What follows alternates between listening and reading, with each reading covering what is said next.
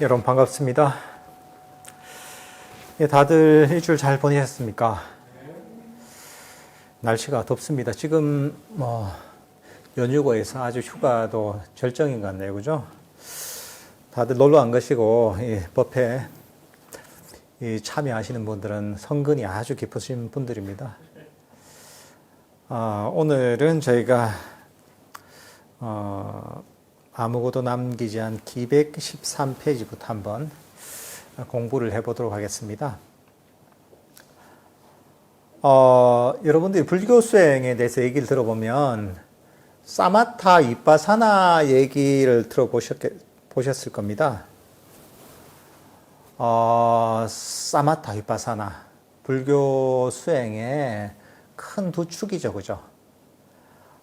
사마타는 마음을 고요하게 만드는 그런 부분을 얘기하고, 위파사나는 법을 있는 대로 꿰뚫어 보는 것을 흔히 위파사나라고 합니다. 사실 이 사마타 위파사나가 불교 수행을 하다 보면 자주 듣는 용어지만 이 내용을 제대로 이해하는 사람은 드뭅니다. 사실 사마타 위파사나를 제대로 이해하는 것은 우리가 부처님께서 가르치신 불교 수행을 제대로 이해한다는 것입니다. 근데 여기에 대한 이해가 잘못되면 우리가 제대로 명상을 할 수가 없겠죠, 그죠? 이 사마타 위파사나, 그래 어떤 경우에는 사마타를 닦고 위파사나를 닦아야 된다 이런 얘기를 하기도 하고, 때로는 위파사나만 닦으면 된다 이런 얘기를 하기도 하고, 때로는 사마타 위파사나를 같이 닦아야 된다 이런 얘기를 하기도 하고, 다양하게 얘기를 합니다. 근데 나름의 그것들이 근거가 있습니다. 나름의 그런 얘기를 하는 경전에 보면 앙구따라 니까야에 나오는데 이 수행자가 네 가지 유형이 있다고 합니다. 첫 번째 수행자는 사마타를 먼저 닦고 그 다음에 위파사나를 닦는 경우에, 두 번째는 위파사나를 먼저 닦고 그 다음 사마타를 닦는 수행자, 세 번째 수행자는 사마타 위파사나를 같이 닦는 수행자, 네 번째 수행자는 이런 장애를 겪다가 어떤 계기를 만나서 이 수행을 해서 번뇌를 버리게 되는 이런 수행자가 있다 이렇게 얘기를 하는데, 이걸 보고 보면 이 사마타 위파사나를 사마타를 먼저 닦기도 하고 때로는 위파사나를 닦기도 하고 이런 얘기가 나오는 하나의 근거가 됩니다. 근데 사실 이 사마타 위파사나를 이해하기 위해서는 석가모니 부처님께서 이런 가르침을 펴신 근본 목적을 먼저 이해를 하면 큰 이제 수행의 그림이 보입니다. 이 부처님께서도 이 가르침을 남기셨잖아요, 그죠? 석가모니 부처님은 2600년 전에 실존 인물입니다, 그죠? 우리나라 그 절에서 신행생활, 불교 신행생활 하는 데 있어서는 보면 부처님을 대부분의 경우에는 절대자, 하나님처럼 보통 많이 여깁니다, 그죠? 절에 가면 보통 대부분의 절들은 절에 가면 하는 것들이 보면 부처님한테 비는 거죠. 빌어서 이제 수능이 이제 11월 달 되면 아들이, 자녀, 딸이 내가 수능을 잘 봐서 좋은 대학에 합격하기를 바라기도 하고, 또는 내가 이 투자를 한 게 대박이 나기를, 그리고 병이 났는데 병이 다 낫기를, 어쨌든 간에 그런 이 기원을 합니다. 그러니까 보통은 부처님을 이런 내 소원을 들어주는 절대자, 하나님처럼 여기는 경우가 많습니다. 근데 그 마인드에는 보면 부처님은 실제 하지 않은 분이다 이렇게 생각하는 마인드가 있는 거죠. 기본 그런 마음이 저변에 깔려 있는 거죠. 석가모니 부처님은 저 우주에 어딘가에 그냥 저 편재해 있는, 보이지도 않으면서도 언제나 나와 함께하는 그런 신으로서, 하나님으로서 생각하는 거죠. 근데 사실 석가모니 부처님은 역사적인 실존 인물입니다. 그래서 인도에도 그 부처님께서 태어나신 유적지도 있잖아요. 지금 네팔, 지금 어떻게 보면 국경선으로 보면 네팔에 있지만, 어쨌든 간에 그리고 또 뭐 부처님께서 그 깨달음을 이루셨던 그런 보두가야라는 성지도 있고, 열반하셨던 또 성지도 있고, 그리고 첫 법문을 설하셨던 성지도 있고, 다양한 법문을 했던 그런 성지들이 남아 있습니다. 이게 그 부처님께서 2600년 전에 실존했던 인물이라는 것을 증명해 주는 거죠. 그러면 그 당시를 한번 돌아가 본단 말이죠. 그럼 그분도 사람이잖아요. 그리고 뭔가 수행을 통해서 깨달음을 먹고 나서 가르침을 정했잖아요. 가르침에는 이유가 있을 거잖아요. 왜 그럼 그 가르침을 전했을까? 무엇을 체득했고, 무엇을 그러면 우리에게 남겨줬는가? 핵심은 무엇인가? 사실은 이걸 알 필요가 있습니다. 부처님께서 출가하신 목적은 괴로움에서 벗어나게 출가했습니다. 딴 이유 없습니다. 부처님 정기를 보면 생로병사의 괴로움, 이런 괴로움에서 벗어나기 위해서, 여기에서 벗어날 방법을 찾지 못해서 출가를 하시게 되거든요. 그래서 이제 이런저런 노력을 통해서 결국은 바른 수행의 길을 찾아서 괴로움을 완전히 소멸시키고 깨달음에 이르십니다. 그리고 나서 당신께서 이 주위를 쭉 둘러보니까 사람들이 내가 옛날에 그랬던 것처럼 너무나 어리석어서 지혜가 없어서 스스로 괴로움을 일으키고, 이 괴로움에 끊임없이 이제 고통받는 이 현실을 보시고 참 안타깝다, 연민심을 느끼신 거죠. 그리고서 이 법을 설하시면서 이 괴로움에서 벗어난 길을 보여주신 거죠.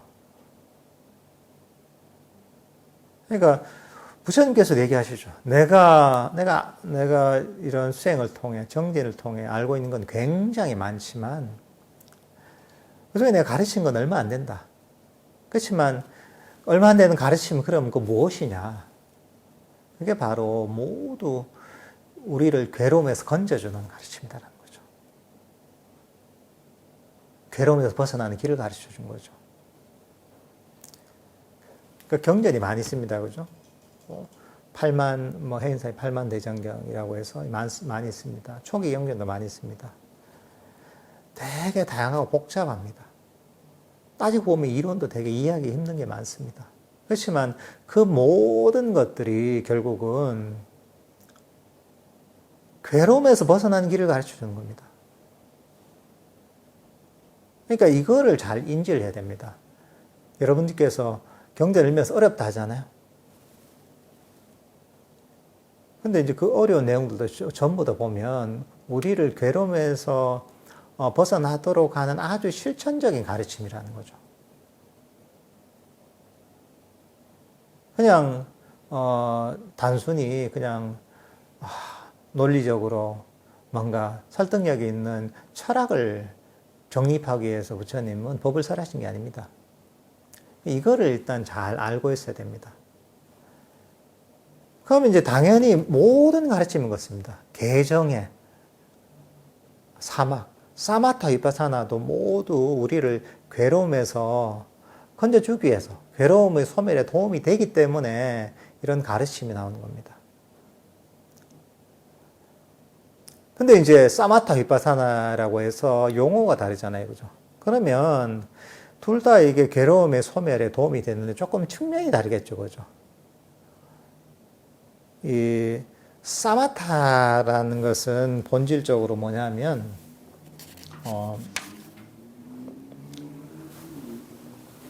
명상 주체를 알아차려서 마음에 있는 번뇌들, 탐진치, 5가지 장애들을 가라앉히고 마음을 고요하고 평화롭게 만드는, 그래서 우리를 괴로움에서 벗어나게 만드는 접근 방식입니다. 방법입니다. 윗바사나는 뭐냐? 윗바사나는 이해를 통해, 법에 대한 이해를 통해서, 그러니까 그런 거죠. 참 이게 생각이란 게 나를 괴롭히고 있다 하잖아요. 그러면 생각이 일어났다 사라지는 것이네. 나는 이게 괴로운 생각이 계속 있을 줄 알았는데 일어나다 사라지는 것이네. 내가 움켜쥐지 않으면 이게 괴로울 게 없는데 왜 일어났다 사라지는, 항상하지 않은 이런 데 집착하나 하면서, 이러면서 이제 거기 번뇌를 버릴 수가 있죠. 생각을 버릴 수가 있는 거죠. 또는 내가 아주 괴로운 감정에 사로잡혔다. 감정도 마찬가지로 일어났다 사라지는 것이잖아요. 그리고 감정이 내 뜻대로 안 되잖아요. 내가 일어나라면 일어나고 사라지면 사라지지 않잖아요. 그러니까 나의 통제를 벗어나 있단 말이죠. 이게 항상 하는 것도 아니고, 이게 내 것도 아니고, 나의 통제를 벗어나 있는데, 내가 왜 이것 때문에 괴로워야 되나, 이것 때문에 내가 안절부절해야 되냐 하면서 그런 괴로운 감정도 버릴 수가 있는 거죠. 내가, 사람들 살다 보면 그런 게 있죠. 그죠? 내가 뭔가 잘못, 꽂혀가지고 굉장히 괴로워하다가 뭔가 한번 되돌아볼 때가 있잖아요. 내가 왜 거기에 집착해서 괴로워했던가. 내가 마음만 한번 돌리면 이렇게 편안한데. 이러면서 내가 갖고 있던 집착과 괴로움을 버린 적이 다 있을 겁니다, 이게. 일종의 그런 게 윗바사나입니다.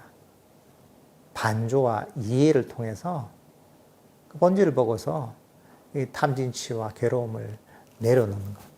있는 그대로 보는 거죠, 이게. 그래서 괴로움을 소멸시키는 겁니다.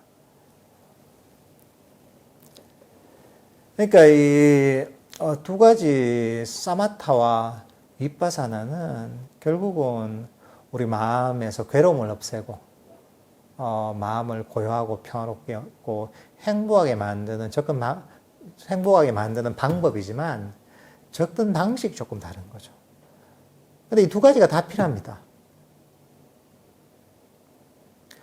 그러니까 우리가 만약에 아나파나사티 호흡 명상을 한다고 보잖아요. 호흡 명상을 하게 되면 우리가 호흡을 알아차리잖아요. 들숨과 날숨 있는 호흡을 알아차린다 한단 말이죠. 이제 그럴 때 호흡을 알아차리다 보면 내가 마음속에 이런저런 잡념들이 가라앉죠. 괴로웠던 마음도 가라앉습니다. 정말 이제 이 유럽 같은데 지금 아주 가뭄이 심하잖아요. 흙이 많은데 가뭄이 심한데 바람이 확 불면 막 사방에 막 그 먼지가 확 날리잖아요. 시야가 안 보이죠. 그런 것처럼 내 마음이 그럴 때 막 혼란스럽고 이럴 때 호흡을 다 알아차리다 보면 호흡을 알아차리면서 마음이 가라앉습니다. 이게. 그러면서 마음이 고요하고 평화로워지죠. 이게 일종의 사마타적인 접근 방식입니다. 마음이 고요하고 평화로워지죠. 괴로움이 사라지죠. 근데 이제 때로는 또 다시 그 뒤에 이제 내가 이 경험을 하고 나서 마음이 또 막 굉장히 괴로움이 일어나고 번뇌가 일어나고 마음이 혼란스럽다. 이럴 때 다시 호흡을 알아차려보자 하는데 지금은 안 되는 거예요, 이게. 너무 이제 이런 잡념이나 이런저런 생각들이 막 죽을 듯이 일어나는 거죠. 그럴 때는 이제 조금 접근 방식을 바꾸는 거죠. 호흡을 알아차리는 걸로 번뇌가 가라앉기 때문에 접근 방식을 바꾸는 거예요. 그럴 때 이제 이런 막 일어나는 생각들, 내가 이게 막 통제하려고 해도 통제가 안 되네. 그래. 이게 내 통제가 안 되는 걸 왜 통제를 하려고 하냐. 이렇게 막 혼란스러운 마음이 내가 원해서 온 것 아니지 않냐. 그렇다고 내가 가라고 해도 안 가네. 만약에 이게 내 거라면 내가 원하는 대로 움직일 텐데 이런 막 잡다한 생각들, 혼란한 마음들은 내게 아니니까 그래 내 뜻대로 안 되네. 그래 내게 아닌데 내가 왜 신경을 쓰냐. 나는 모르겠다. 이런 잡념이 일어나든 이런저런 마음이 혼란스럽든지 간에 나는 모르겠다. 내게 아닌데 뭐. 신경 쓰지 말자. 이렇게 이제 이걸 놔버릴 수가 있단 말이죠. 근데 그렇게 또 이제 지혜로서 바라봐 버리면 내가 또 그런 어떤 감정이 좀 지나면 저절로 가라앉습니다. 내가 관심을 가지지 않고 이런저런 번뇌 에너지를 주지 않으면 막 죽을 듯이 막 일어났던 이런 감정이나 생각들도 좀 지나면 가라앉습니다. 이게. 이제 그렇게 해서 이제 우리 마음을 고요하고 평화롭게 만들 수 있는 거죠. 접근 방식이 다르죠, 이게. 이게 사실은 윗바사나입니다. 반조와 이해를 통해서 일종의 작은 깨달음이라는 거죠. 그러면서 마음속에 장애를 버리는 것. 그러니까 때로는 사마타적으로 접근해야 되고 때로는 윗바사나적으로 접근해야 됩니다. 목적은 마음의 장애를 버리고 마음을 고요하고 평화롭게 만드는 겁니다. 결국은 내 마음의 괴로움이 사라지는 방향인 거죠. 그러니까 불교의 목적은 뭐라 했습니까? 부처님께서 법을 설하신 목적은 괴로움의 소멸의 목적입니다. 딴 게 없습니다. 괴로움이 사라지면 마음이 고요하고 평화로워지는 거죠. 행복해지는 거죠. 그러니까 사실 이 두 가지 사마타와 윗바사나는 적절하게 동시에 진행이 돼야 됩니다. 그래서 아까 얘기했잖아요. 어떤 사람은 사마타가 앞서고 윗바사나가 뒤따라오고 어떤 사람은 윗바사나가 앞서고 어떤 사마타가 뒤따라온다 하잖아요. 그건 뭐냐 하면 사람에 따라서 때로는 호흡을 한다. 호흡을 알아차리는데 더 이제 주안점이 뒀을 때 이게 명상이 잘 되는 사람이 있습니다. 때로는 똑같은 아나파나사티 호흡 명상이라고 해도 호흡을 알아차리는 거 이런 것도 있지만 그보다는 반조를 통해서 이해를 통해서 그러면서 이제 마음속에 장애를 버렸을 때 호흡 명상이 잘 되는 사람이 있습니다. 이걸 버리면 자연스럽게 호흡이 돌아오잖아요. 그러니까 이게 사람에 따라서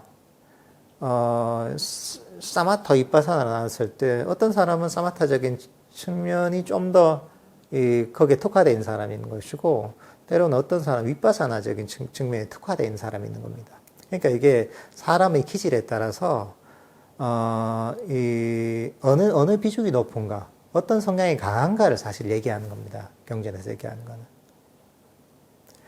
근데 이제 사실 보통 우리나라에 들어온 초기 불교 같은 경우에는 미얀마에서 있는 아비담마를 근본으로 해서 보면 불교를 이해하는 경우가 많습니다. 그래서 사마타 윗바사나에 대한 이해도 아비담마 이론에 기초해서 이해를 하는 경우가 있습니다. 거기서는 아주 독특합니다. 그러니까 사마타의 대상은 개념이고 윗바사나의 대상은 법이다, 빠라마타다 이렇게 얘기합니다. 좀 어렵죠, 그죠? 윗바사나의 대상이 빠라마타, 법이라는 건 뭐, 법이라는 게 독특한 개념입니다. 빨리어도 빠라마타라는데 그거는 이제 일종의 원자적인 개념입니다. 그러니까 더 이상 나눌 수 없고 고유한 성질을 가진 찰나생멸하는 무엇, 이걸 그냥 법이라 보는 거예요, 여기서. 그러니까 원자적인 뭐가 있는데 그게 아주 고유한 성질을 갖고 있고 단것 구분될 때 원자가 그렇잖아요, 이제. 그리고 찰나생멸하는 그걸 보는 걸 윗바사나라고 보는 거야. 그리고 사마타는 뭐냐? 그게 아니라 그런 법이 아니라 개념을 보는 거. 그래서 이제 사마타 윗바사나의 목적이 완전히 다른 거예요. 대상이 다른 거예요, 이게. 그러니까 그러다 보니까 이제 사마타 윗바사나 수행이 완전히 갈라지는 거죠. 이 별개로 해야 되는 거예요, 이게. 그런 식으로 이론을 이해하면. 그래서 보통 거기서 윗바사나 수행을 한다면 이론이 그렇기 때문에 찰나생멸하는 원자를 뭘 봐야 돼요. 그러니까 막 뭘 열심히 그걸 뭐 보려고 하면 막 깜빡깜빡거리는 이런 게 뭐 보인다고 하거든요. 그런 걸 딱 보면 이게 무슨 법의 어떤 법이고 이렇게 이제 본다는 거죠. 찰나생멸하는. 그렇게 이제 이 윗바사나를 이해하는 거죠. 그것도 조금 전통마다 조금 다르긴 하지만 기본적으로 그렇습니다. 그러니까 근데 여기서 문제점은 뭐냐 하면 이 불교의 근본 목적에 대한 이해가 없는 거예요. 우리가 하는 모든 것들은 지금 이 순간이라는 괴로움을 없애기 위한 데 도움이 돼야 되거든요.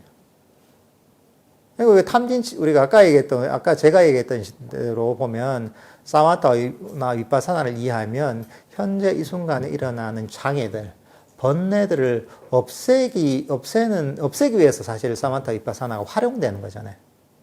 아주 실전적이죠. 근데 그게 아니라 이게 찰나생멸하는 원자적인 뭔가를 보는 거를 만약에 이제 윗바사나다 이렇게 이해해버리면 그게 현실과는 관계없는 거예요. 뭐든지 찰나생멸한 뭔가를 보면 그게 윗바사나 수행이 되는 거죠. 아무리 내가 번뇌가 사라지고 내 장애가 사라져도 그 윗바사나 수행이 안 되는 거예요. 그러니까 이게 그 나의 괴로움의 원인들, 번뇌들을 없애는 거하고는 거리가 멀어지는 거예요. 그러니까 일종의 이제 그 가상의 시뮬레이션 게임 같은 걸 하는 거 비슷한 게 되는 거예요. 그러니까 사실 이게 우리가 불교 부처님께서 가르치신 근본 목적을 알아야 되는 게 굉장히 중요한 게 여기서 사실 나타나는 겁니다. 그걸 모르면 단순하게 이론의 그 하나에 매몰돼서 큰 이제 큰 흐름을 사실은 우리가 놓쳐버리게 되는 거죠. 경전을 읽을 때도 마찬가지입니다. 경전을 읽을 때도 이 모든 것들은 괴로움의 소멸에 도움이 되는 겁니다. 괴로움의 원인이 뭡니까? 탐진치고 5가지 장애잖아요. 그걸 버리는데 도움이 되는, 그걸 없애는데 활용하는 방식으로 이것을 내 마음에 어떻게 적용할까 하는 그런 관점을 가지고, 경전을 이해해야 됩니다. 하다 보면 그게 부처님께서 이 법을 설하신 의도에 딱 들어맞는 거죠.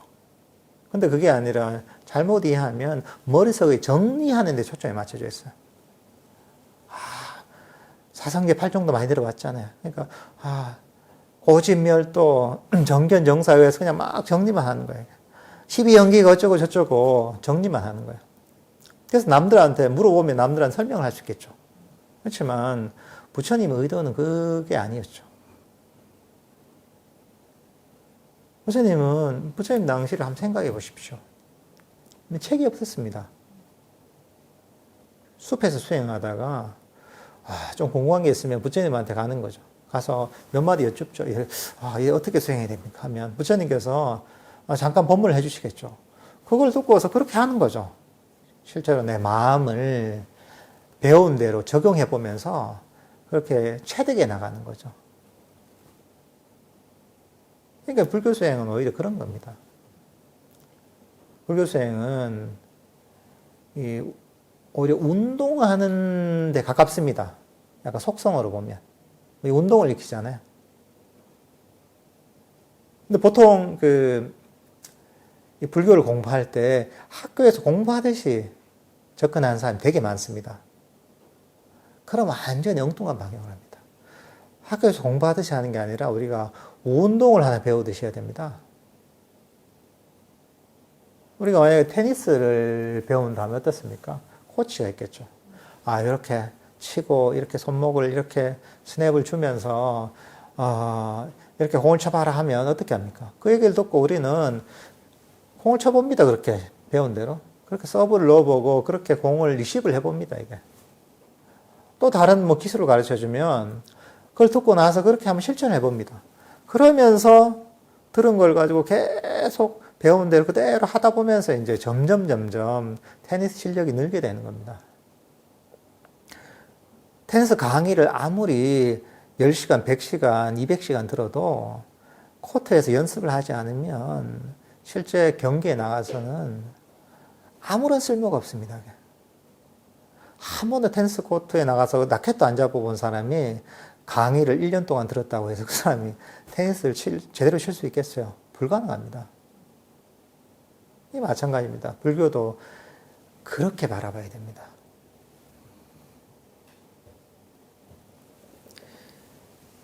그러니까 이제 사실 이게 아까도 했지만 사마타 비파사나, 사마타 같은 경우에는 호흡 명상으로 예를 들면 호흡을 알아차림해서 탐진치 5가지 장애를 가라앉히고 마음을 고요하고 평화롭게 만듭니다. 그러니까 마음을 고요하게 멈추는 겁니다, 사실은. 불교 명상이 발전되는 과정은 마음의 멈춤의 과정입니다. 우리가 호흡 명상을 통해 호흡을 알아차린다 할 때 이거는 집중하고는 사실 다릅니다. 호흡을 놓치지 않고 알아차린다, 이게 중요한 게 아닙니다. 호흡 명상할 때 이 호흡은 하나의 수단입니다.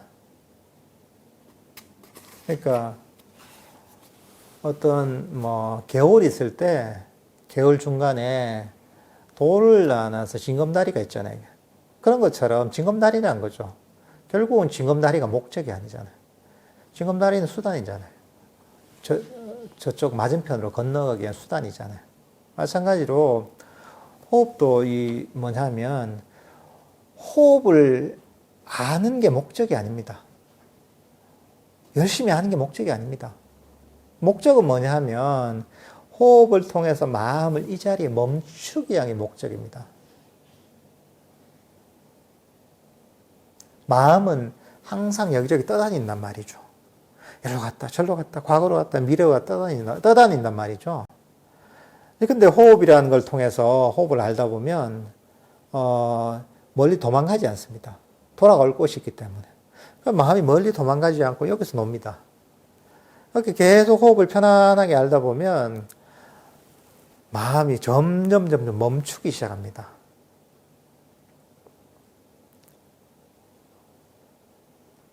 그러다 보면 나중에 어떻게 되냐면 나는 가만히 멈추게 됩니다. 멈추게 되고 호흡은 항상 변화하잖아요. 그죠? 호흡은 들어왔다 나왔다 변화한단 말이죠. 그 변화는 저절로 알아차려지게 되어 있습니다. 그리고 가만히 앉아서 소리가 조금 들리잖아요. 그러면 그게 감지가 된단 말이죠. 왜냐하면 변하기 때문에 그렇습니다. 연주는 소리가 계속 들릴 때는 그게 귀에 안 꽂힙니다. 마찬가지로 우리가 가만히 멈춰 있을 때, 이럴 때 변화가 알아차려지는 겁니다. 내 마음이 멈춰 있을 때. 우리가, 밖에서 이제 막 뛰어다닌다. 이럴 때 산들바람이 아주 미세하게 불고 있어도 바람이 부는지 안 부는지 알 수가 없습니다. 그죠? 바람은 불지만 우리는 그걸 감지하지 못합니다. 근데 내가 자리에 가만히 멈춰 있다. 가만히 그 자리에 앉아 있다. 이러면 아주 미세한 바람이 불어도 저절로 감지가 되게 돼 있습니다. 마찬가지로 우리가 호흡 명상을 할 때 호흡이 알아차려지지 않는 근본 이유는 무엇이냐? 마음이 멈추지 않았기 때문에 사실은 그걸 알아차리기 힘든 겁니다. 그러니까 우리가 잘못 그 수행을 이해하면 쫓아가는 방향으로 할 수가 있습니다. 호흡 있구나. 놓치지 말아야지. 끄내 쫓아갑니다. 그럼 뭐냐면 계속 달리는 겁니다. 처음엔 좀 되는 것 같아도 더 이상 발전이 없습니다. 힘만 들고. 쫓아가는 게 얼마나 힘듭니까? 호흡은 죽을 때까지 있잖아요. 그죠? 죽을 때까지 계속 있잖아요. 왔다 갔다 하잖아요. 죽을 때까지 어떻게 쫓아가요, 그걸? 그러니까 우리가 명상이 힘든 게 사실 그런 겁니다. 쫓아가면 힘든 겁니다. 열심히 하는 사람은 더 열심히 쫓아갑니다. 그래서 수행을 제대로 이해하지 못했으면 차라리 게으른 게 낫습니다. 제대로 이해하지 못한 사람. 인생이 괴롭지 않거든. 아니 뭐 하고 싶으면 하고 취미삼아 조금 하고 이러면 인생이 괴롭지 않습니다. 그리고 욕심이 없잖아요. 뛰어가지 않잖아요. 편안하죠. 조금 하면 조금 한 만큼 효과가 있죠. 그래서 어느 수행처를 가나 뭘 하나 취미라는 사람은 아무 문제가 없습니다. 이렇게 하나 저렇게 하나 다 도움이 됩니다. 근데 이제 그 문제가 되는 건 언제부터 문제가 됐냐면 열심히 해야지 결심을 하는 사람. 그리고 실제로 그걸 실천하는 사람들이 힘든 겁니다. 왜냐하면 그때 뛰어가거든. 뛰어가는데 끝이 없네, 뛰는 게. 그래서 힘든 겁니다. 그리고 마음이 멈추지 않기 때문에 달리면 어떻습니까? 우리가 가만히 멈춰있지 않고 끊임없이 달리면 피곤하잖아요. 하루 종일 뛰었다 걸었다 한다고 생각해 보십시오. 처음엔 괜찮겠지만 시간이 지나면 엄청 피곤합니다. 여러분이 여기서 걸어서 해운대 해수욕장까지 가는 데는 괜찮겠죠? 너무 바다도 좋고 한다. 그 다음 쭉 해운대 해수욕장 그냥 동백섬을 돈다. 여기까지는 괜찮다. 참 좋네. 그 다음 가서 이 일기대 그 길을 따라서 쭉 가서 이제 동백섬까지 이제 갔다 한 5시간 걸리나 이게? 5시간 걸리나? 좀 거리가 멀죠. 거기 가면 지칠 겁니다, 누구나. 그 다음에 이제 거기 가서 끝났나 싶은데 다시 돌아오라고 하네. 이제 전체 진짜 피곤하죠. 그러니까 마찬가지입니다. 우리가 명상을 하면서도 끊임없이 쫓아가잖아요. 달려가고 멈추지 않으면 힘이 됩니다.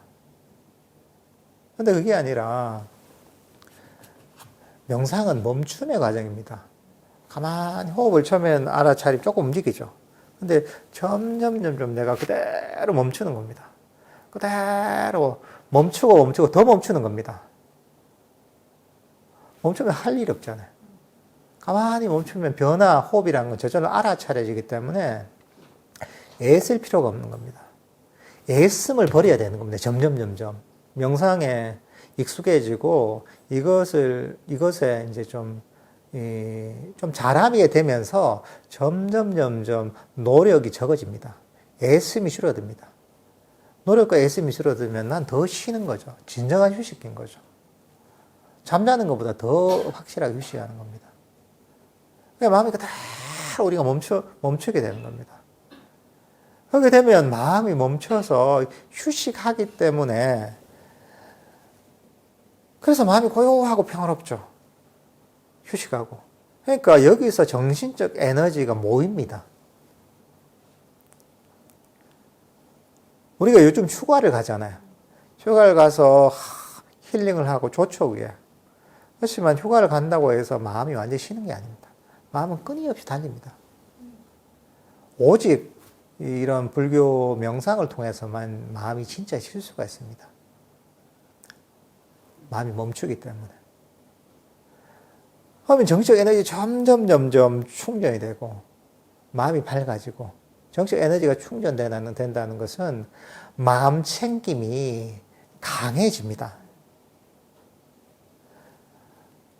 아주 마음 챙김이 강력해집니다. 아주 깨어있게 됩니다. 그러니까 그 본질을 꿰뚫는 그런 강력한 힘이 생깁니다. 그건 뭐냐 하면 이런 마음 챙김이 강해지면 우리 번뇌를 있는 그대로 볼 수가 있습니다. 내 마음을 있는 그대로 볼 수가 있습니다. 그러면서 내 장애가 보이죠. 그리고 그런 장애를 쉽게 버릴 수가 있습니다. 번뇌를 쉽게 버릴 수가 있습니다. 그러니까 번뇌를 쉽게 버리면 어떻게 됩니까? 당연히 우리가 마음은 더 편안하게 멈춥니다. 마음은 호흡 명상한 호흡과 더 고요하게 멈추게 됩니다. 그럼 또 마음은 더 쉬게 되고 마음은 더 충전이 되고 여기서 행복감이 생깁니다. 또 마음 챙김이 더 강해지는 거죠. 그럼 여기서 또 이런 명상의 장애, 번뇌들을 있는 그대로 보고서 버릴 수가 있습니다.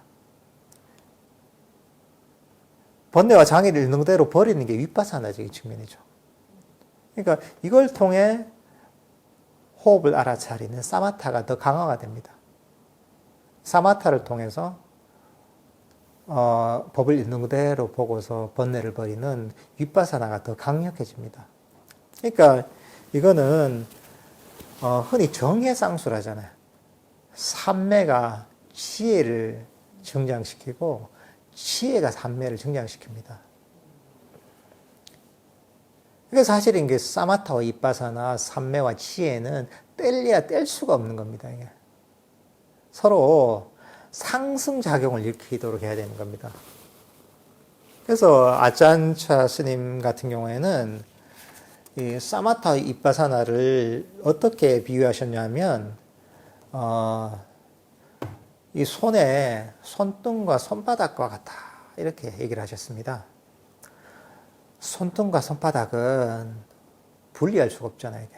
그럼 손이 아니죠. 이게. 때로는 손바닥을 보고 때로는 손등을 봅니다. 하지만 이거는 손바닥과 손등은 다르게 보이죠. 그죠? 손바닥과 손등은 분명히 다르게 보입니다. 그렇지만 이것을 분리할 수는 없는 겁니다. 이게 사마타 윗바사나는 이렇게 함께 하는 겁니다. 그리고 그 목적은 고통의 원인인 탐진치와 5가지 장애를 버리는 것, 번뇌를 놓아버리는 게 목적인 거죠. 근데 접근 방식이 조금 다른 거죠.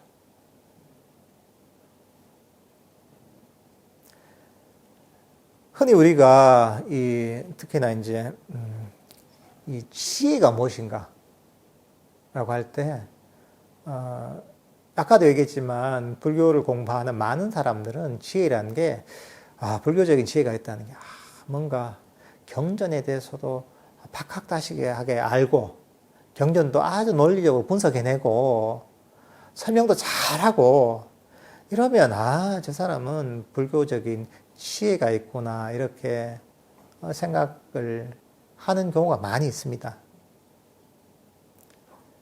근데 불교적인 지혜는 그거하고 전혀 관계없습니다. 부처님께서 법을 설하신 목적은 그렇게 사람들이 불교에 대해서 아주 박학다식해지고 아주 불교에 대해서 치밀하게 분석해낼 수 있고 남들에게 설명할 수 있도록 하기 위해서 불교를 가르친 게 아닙니다. 그 목적은 아까도 얘기했지만 사람들이 괴로움의 원인을 버리고 괴로움에서 벗어나서 평화롭고 행복하게 머물도록 하기 위해서 그 법을 설하신 겁니다. 지혜라는 건 뭐냐면 그 사람이 괴로움을 버릴 수 있다면 그게 지혜가 생긴 겁니다. 우리가 윗바사나 얘기할 때 흔히 무상고 무아를 잘 이해해야 된다 이런 얘기를 합니다. 사성제 8정도를 잘 이해해야 된다 이런 얘기도 합니다. 그러면 이제 무상고 무아를 잘 이해한다면 무상이 뭐고 아니짜고 무아가 아나타고 고가 뭐 뚝하고 해서 이걸 막 설명한단 말이죠. 온갖 이론을 가지고.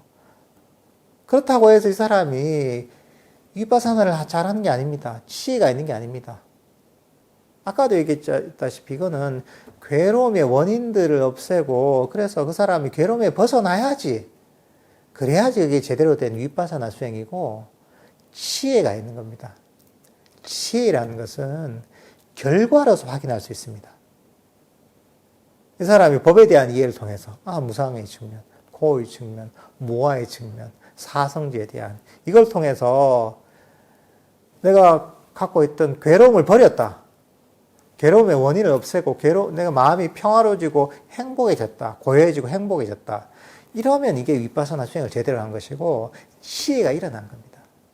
지혜는 지식에 의해서 수준이 판별되는 게 아닙니다.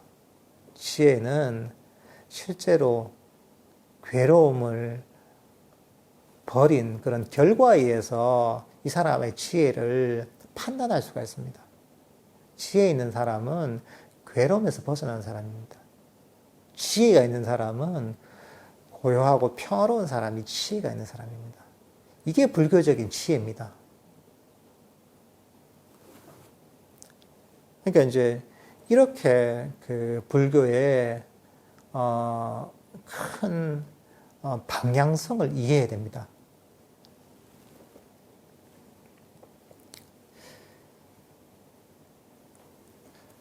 그리고 여기에 이제 그 아잔 브라함스님이 아주 재미있는 이야기를 하나 만드셨어요. 이걸 제가 한번 읽어드리겠습니다. 이 사마타 위파사나를 하나 이야기로 만들어 설명을 하시는데요. 옛날 어느 곳에 남편인 사마타 씨와 부인인 위파사나 여사가 살았답니다. 사마타라는 남편과 위파사나라는 부인이 살았습니다. 그들에게는 두 마리의 강아지가 있었습니다. 강아지 이름은 메따와 아나빠나였습니다. 메따가 자해죠, 그죠? 아나빠나가 호흡을 얘기하는 겁니다. 아나빠나가 있었습니다. 사마타 씨와 위파사나 여사는 오후에 메따와 아나빠나라는 강아지를 데리고서 그 근처에 삼매라는 산이 있었나 봐요. 사마디라는 산이 있었답니다. 사마디라는 산에 오르기로 했습니다. 사마타 씨가 사마디산, 그 삼매의 산에 오르기를 즐기는 이유는 그 삼매의 산의 정상에 오르면 아주 평화롭고 고요함을 느끼기 때문이었습니다. 윗바사나 여사가 삼매의 산에 오르기를 좋아하는 이유는 그 꼭대기에 오르면 전체 전망이 너무 좋아서 그 전망 보는 것을 즐겨서 이 산에 오르기를 좋아했다고 합니다. 윗바사나 여사는 전문가용 사진기를 가지고서 전망을 촬영하는 것을 좋아했습니다. 그리고 메따, 자이라는 강아지는 너무 즐겁고 행복해서 그 삼매의 산에 오르는 것을 좋아했고, 또 다른 강아지인 아나빠나, 호흡은 아주 깨끗하고 공기가 맑아서, 그래서 숨쉬기가 너무 편안해서 그 삼매의 산에 오르는 것을 좋아했습니다. 산 중턱에 이르러서 이미 사마타 씨는 즐거움을 느끼기 시작했습니다. 산의 평화로움과 고요함을 느낄 수 있었기 때문입니다. 하지만 그 산 중턱에서도 벌써 멀리 펼쳐진 전망도 즐길 수가 있었습니다. 위파사나 여사도 그 꼭대기에서 전망을 즐기길 원해서 산에 오르긴 했지만 산 중턱에서부터 벌써 위파사나 여사도 즐거움과 산의 고요함을 느낄 수가 있었습니다. 강아지인 메따는 희열과 행복감을 느꼈고, 다른 강아지인 아나빠나는 숨 쉬는데 아주 평화로움을 느낄 수가 있었습니다. 드디어 산 정상에 오르자 믿을 수 없을 만큼 고요했습니다. 사마타 씨는 그 고요함에 매우 기뻤습니다. 그렇지만 삼매의 산 정상에서 고요함만을 느끼는 것이 아니라 눈앞에 펼쳐진 전체 쌈사라, 윤회의 전체 상도 볼 수가 있었습니다. 윗바사나 여사도 명상의 산, 삼매의 산 정상에 서서 모든 것이 분명하게 있는 그대로 드러나는 전망을 보고 즐거워했습니다. 그리고 동시에 정상에서 강한 고요함도 느꼈습니다. 산의 정상에서 강아지 메따는 표현할 수 없는 강한 희열과 행복감을 느꼈고, 또 다른 강아지인 아나빠나는 어딘가로 사라졌습니다. 깊은 수행에서 호흡은 사라지기 때문입니다. 이게 이 사마타, 위파사나, 메타와 그 호흡을 가지고 이렇게 그 얘기를 만들었는데, 이렇게 보면 명상을 하면서 일어나는 겁니다. 사마타, 위파사나라는 것 자체가 그 목적은 다르지만 결국은 이 둘이 분리할 수가 없는 것이죠.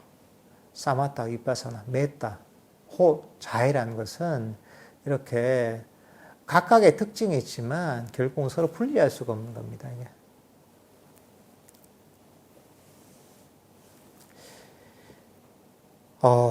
여러분들이 명상을 하다 보면 계속 잘 되는 건 아니죠. 가르친 대로 한다고 해서 그대로 되는 게 아닙니다. 우리가 호흡 명상의 16단계가 나와 있지만, 그래서 1단계부터 쫙 하다 보면 1단계, 2단계, 3단계, 4단계에서 16단계까지 탁 이르러서 바로 깨달음에 이르면 좋겠지만 그렇지 않습니다. 계속 장애가 생깁니다. 다양한 장애가 생깁니다. 근데 만약에 여러분이 장애가 생기잖아요. 그건 다 좋은 겁니다. 왜냐하면 여러분이 명상을 하지 않으면 장애도 안 생깁니다. 자기한테 꾸준하게 수행하다 보면은 거기에 맞는 장애가 생깁니다. 그 장애가 어떤 것이냐? 내가 약한 부분입니다. 내가 명상을 꾸준하게 했는데 이 명상을 못하게 만드는 뭔가 그런 내 약점을 찌르는 그런 장애가 생깁니다. 그걸 또 넘고 나면 또 다른 장애가 생깁니다. 내가 미처 놓지 못했던 그런 어떤 집착들이랄까, 나 약한 어떤 부분들을 공격하는 번뇌가 생깁니다. 또 이걸 잘 이해해서 버리고 나면 또 다른 게 생깁니다. 이게 끊임없는 수행의 과정입니다. 여러분들이 명상을 하다가 명상에 장애가 생기잖아요. 잘 되다가 왜 안 되지 하잖아요. 그러면 야, 내가 수행을 좀 했구나. 정리를 좀 했구나. 장애가 왔구나. 이렇게 보시면 됩니다. 장애가 왔다고 나 왜 수행이 안 되지, 명상이 안 되지 그러지 마십시오. 그만큼 발전했다는 겁니다.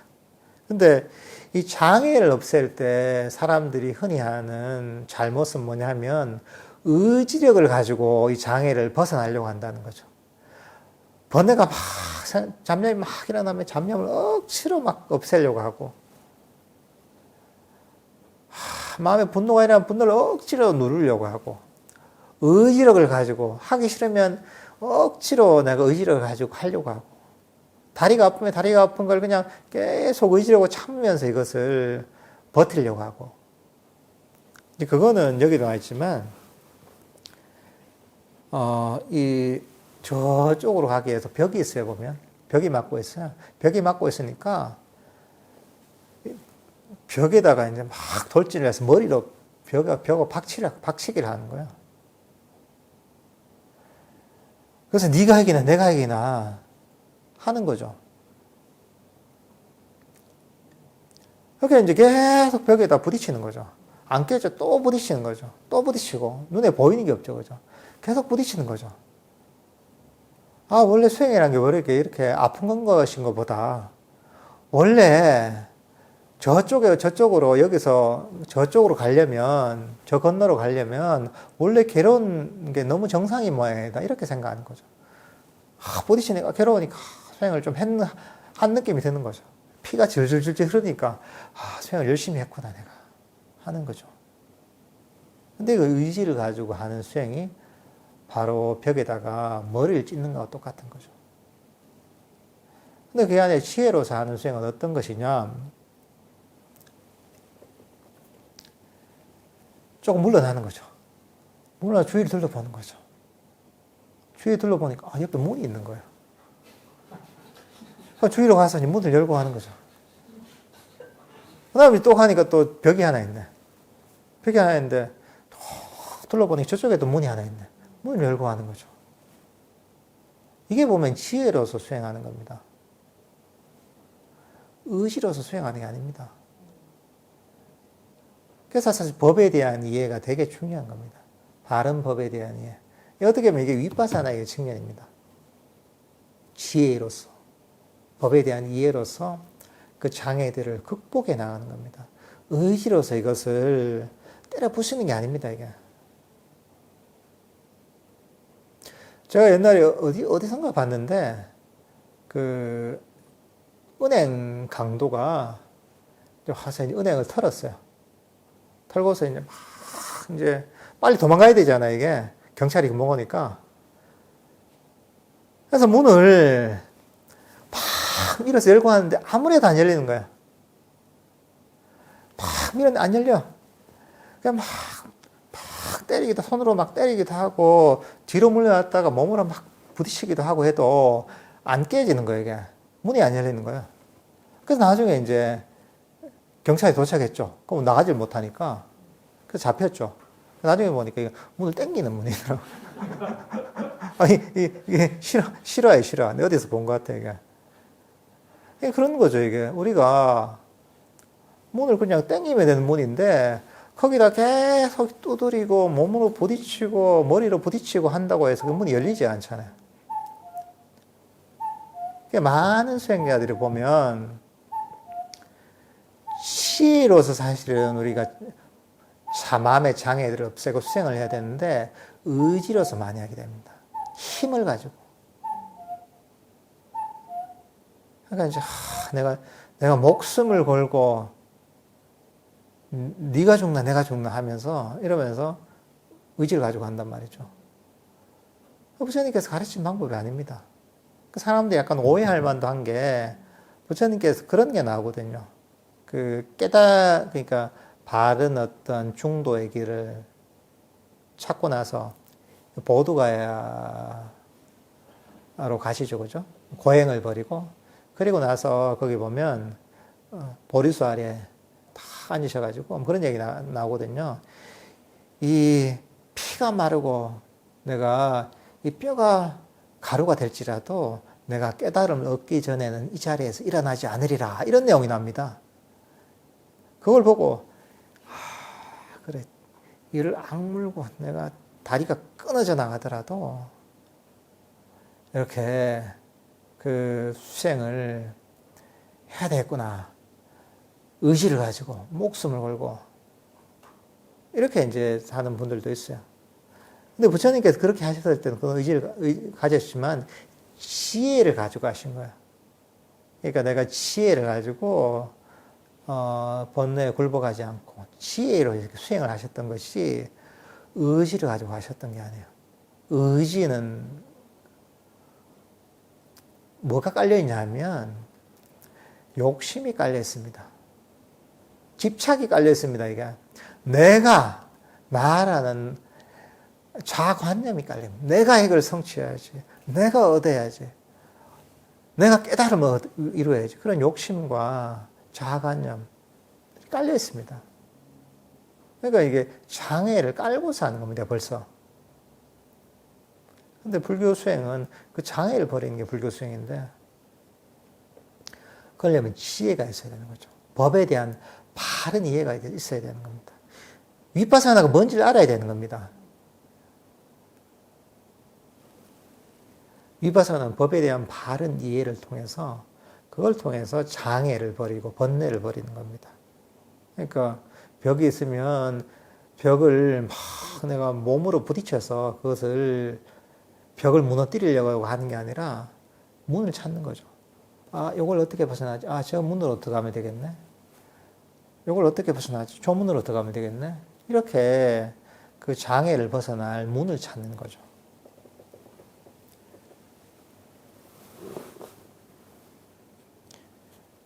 그러니까 여러분들이 이제 장애가 일어났을 때는 한 걸음 물러나서 지혜로서 본능적으로는 의지가 움직이거든요. 그럴 때는 본능과 습관을 좀 자제를 하고 이걸 장애를 버리는 부처님의 가르침이 뭐지? 어떻게 지혜로서 버릴 수 있지? 이걸 한번 돌아봐야 됩니다.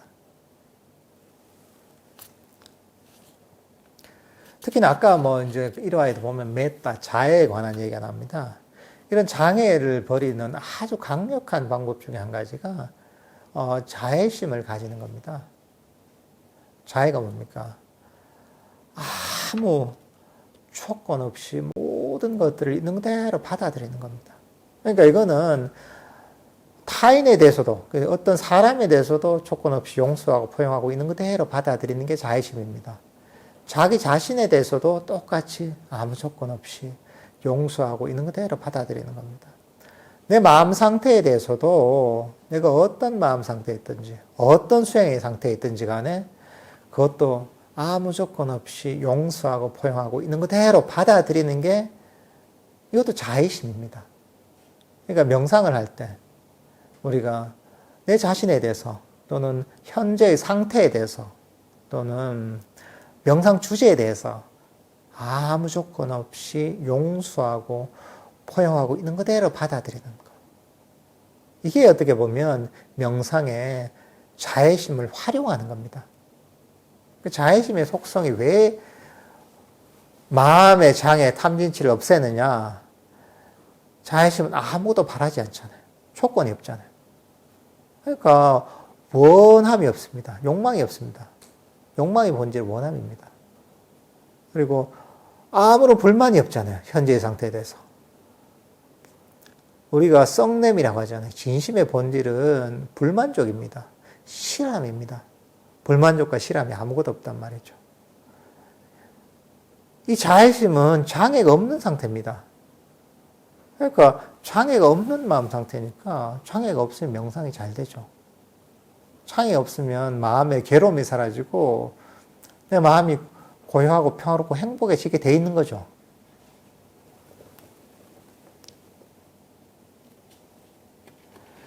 근데 이제 자애심을 실천할 때 중요한 게 뭐냐 하면 조건이 없어야 된다는 거죠. 바라는 게 없어야 된다는 거죠.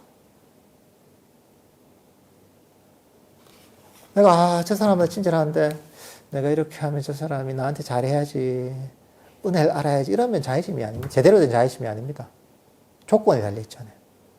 남들한테 내가 친절하게 대한다면 저 사람이 나한테 어떻게 하든지 간에 나는 관계없어. 아무 조건 없이 나는 저 사람이 행복하길 바래. 저 사람한테 친절을 보내. 이런 거죠.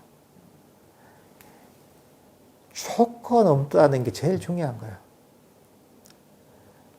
바라는 게 있잖아요. 바라는 게 있으면서 선행을 하면 그 바라는 게 채워지지 않으면 괴롭습니다. 선행을 하더라도.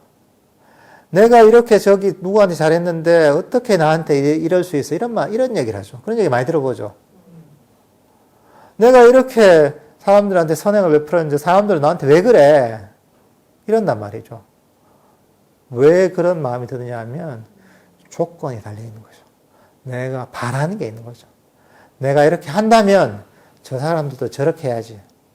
내가 이렇게 하면 내가 뭔가 뭘 대가를 받아야지. 이런 바람과 원함이 있다는 거죠. 조건이 달려있다는 거죠. 그러면 그거는 괴로움의 원인이 됩니다. 근데 정말 아무 조건 없는 자애심은 거기에는 장애가 없습니다. 그러니까 당연히 이게 행복의 원천이 되는 겁니다. 그러니까 자애심을 실천할 때도 이제 사실은 그게 제일 중요한 겁니다.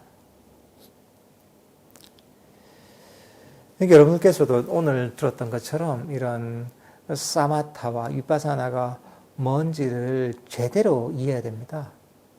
그리고 이 부처님 가르침의 근본 목적이 뭔지를 정확하게 해야 됩니다.